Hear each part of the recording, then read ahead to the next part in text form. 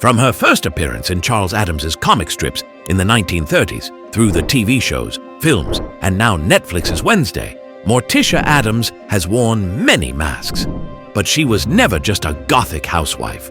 She was the vampire queen hiding in plain sight. For decades, she's been dismissed as Gomez's lovesick wife, the soft-spoken matriarch of the Addams clan. But look closer. Her psychic visions, her deathly aura, her obsession with the grave. She's a creature of the night, disguised as a mother in pearls. Was Morticia Addams a psychic or something far darker?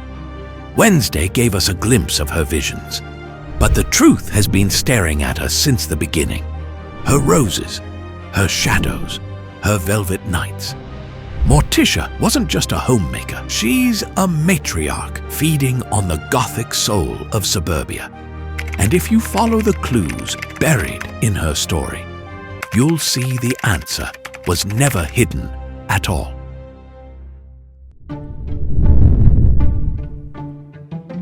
In 1938, under the glow of his lamp, Charles Addams sketched a spectre for the New Yorker. She didn't have a name yet, just a silhouette, tall, pale, raven-haired, not a typical housewife, a death goddess in pearls. Her name came later, Morticia, from mortician, from mors itself, Latin for death. Addams' inspiration ran deep.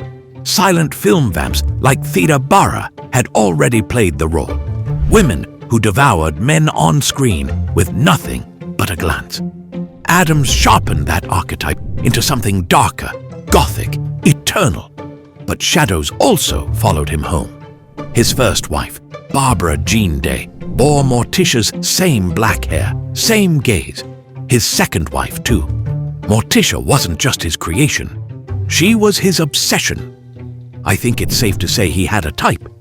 Addams expressed that he'd grown up wandering cemeteries, sketching gravestones, feeding his art with the macabre. By 1964, television gave her a name. Morticia lifted from mortician, a grim wink at her funereal aura. In Carolyn Jones's performance, she became the soft-spoken but magnetic core of the Addams family. The long black dress, the garden of thorns, the subtle glamour, all there. And in 1964, when the TV series began, he crowned her the true matriarch. The real head of the family, he said. From there, Morticia's shape echoed everywhere. Vampira Elvira. Every Gothic queen who followed borrowed her silhouette. The 1991 and 1993 films gave her a new edge. Anjelica Huston's Morticia was sharper, darker, more explicitly Gothic. Her candlelit cheekbones and tight-laced gowns turned her into a fashion icon. Costume designer Ruth Myers even said she drew directly from Victorian mourning wear, binding the character closer to death's imagery. Every generation reimagined her, but the archetype held. Whether campy sitcom, lavish Hollywood film, or Burton's Wednesday, Morticia's traits never changed. The raven hair, the graveyard calm, the suggestion of powers unspoken. Netflix's Wednesday went further, casting Catherine Zeta-Jones as a psychic, deepening the supernatural angle. Now she wasn't just eccentric, she was clairvoyant, her visions threading her even closer to the vampiric archetype. From line art to living legend, Morticia evolved, but the shadows clung to her. Always more than a wife, always something unearthly.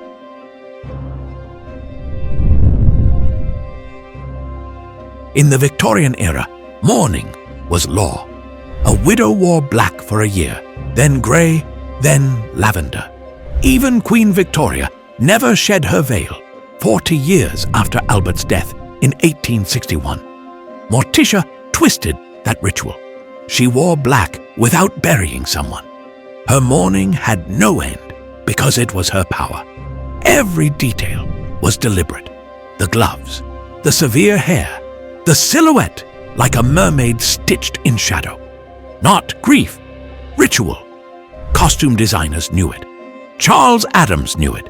Ruth Myers, who dressed Anjelica Huston in 1991, said she pulled straight from Victorian sketches but sharpened them into something revealing, seductive. That was Morticia's secret. Grief as glamour. Death as desire. She wasn't just a matriarch, she was an archetype. She is sometimes compared to Persephone, the Greek goddess snatched to the underworld, emerging as queen of shadows, mother to cycles of death and rebirth. The dark feminine in one body, witch, nurturer, destroyer, and like Persephone and Hades, her union bound her to a god of the underworld, Gomez. Together, they ruled. Morticia's black gowns weren't costumes, they were armor, a challenge to the living. What if mourning never ended?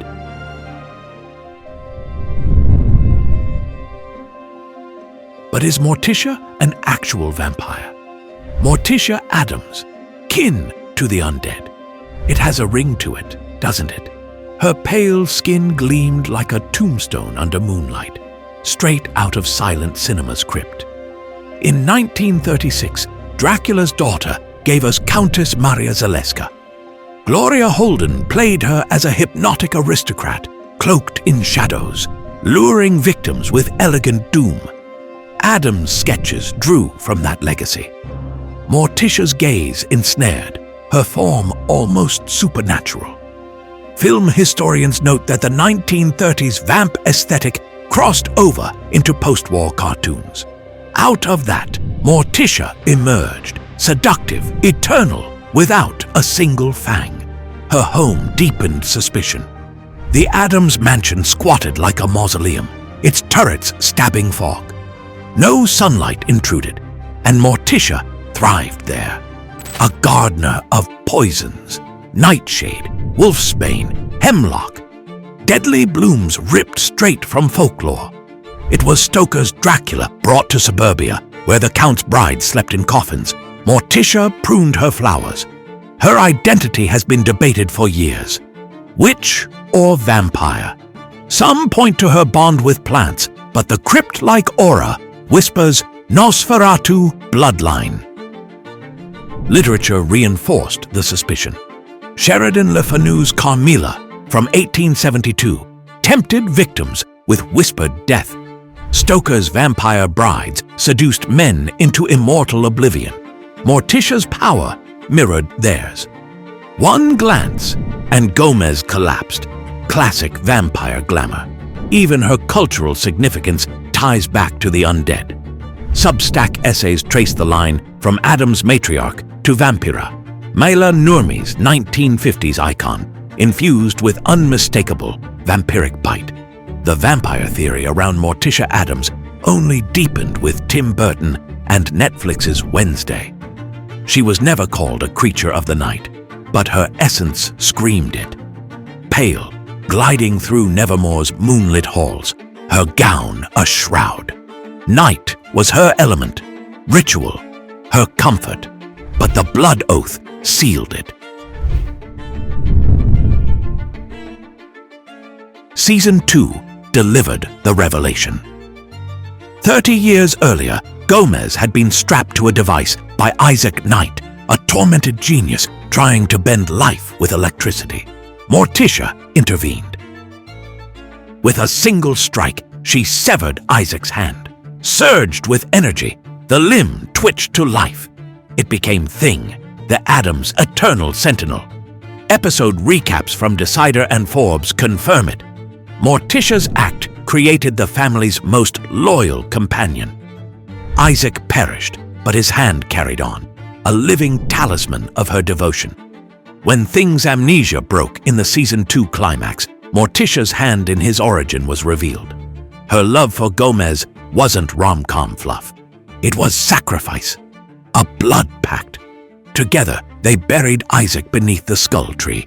Not a vampire's bite, but something just as binding. An oath sealed in silence.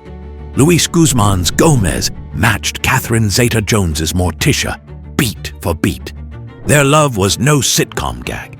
It was an occult ceremony, life and death in a constant embrace.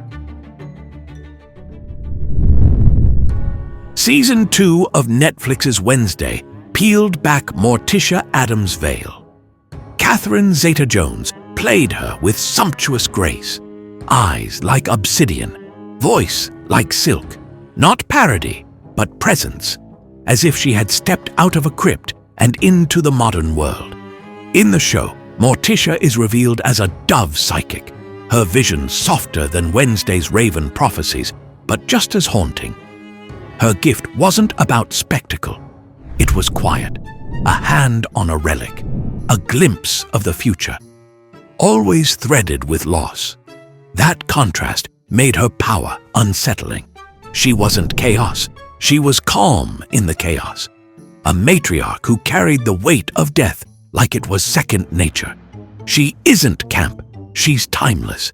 The axis of the Addams family. The one who makes darkness look like devotion.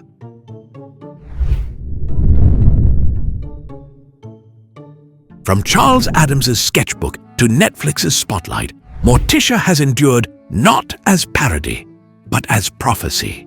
She is the matriarch who tends roses of death, the psychic who peers into shadows, the wife who turns love into ritual. She never needed fangs to become a vampire. Her power was subtler, older, draining through allure, through mystery, through the way she makes darkness look like devotion.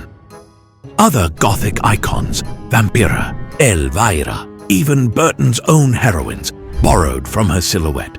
But Morticia never borrowed. She originated. She became the archetype they all returned to. So was she a witch, a psychic, a vampire? The truth is simpler and darker. Morticia Addams is every shade of the feminine occult, rolled into one figure who made suburbia tremble. And that's why she endures. Because she doesn't belong to any one century, or even any one genre. She belongs to the night itself. The question isn't whether Morticia is a vampire. The question is, why are we still so afraid to admit she might be? Let me know, who played your favorite version of Morticia? If you like this deep dive, you might also like my video about Wednesday's dark secret. Thanks for watching.